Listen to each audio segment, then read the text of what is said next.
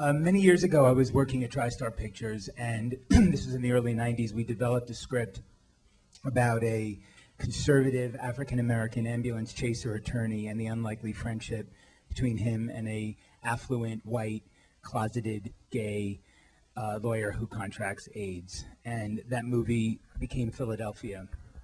And it was I was in my early 20s, and it was a seminal movie for me in that at the studio we had made movies like Rambo and Terminator, and movies that made a big difference certainly for our box office, but I never felt like we were doing anything to necessarily change the world or to change world views on subject matter that we felt was important. And I think with Philadelphia, it was the first time that I was exposed and had the total pleasure of working on a film that really made a difference. And those days, don't forget, there was still it was a dark time for gays and for AIDS in general, and Tom Hanks really put a face on the disease and on the issue. And obviously when he won the Academy Award, I think it really changed the conversation. And that movie, to this day, I think the movie made $80 million in the early 90s. So it was a big hit. That, I think, was the first time I was really inspired. And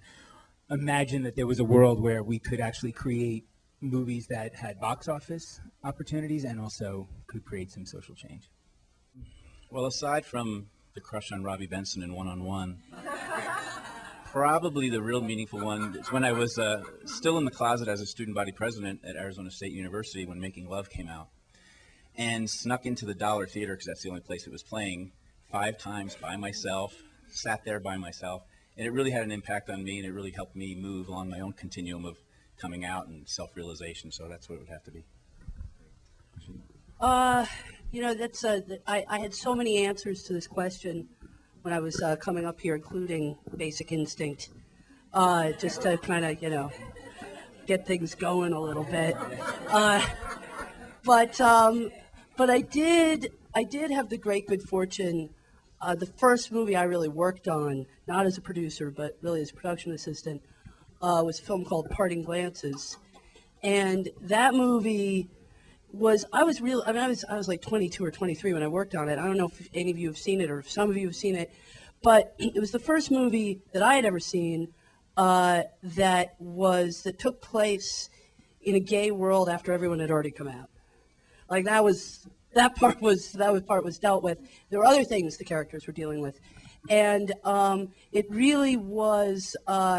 In fact, at the age of 22, when I worked on it, I thought it was about a bunch of middle class bourgeois people, and I wasn't really that interested in their lives.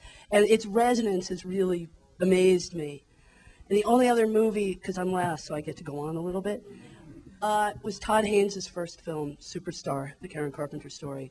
Because when I saw that movie, which I did not produce, I get credit for producing it all the time, and sometimes I take it, but I didn't.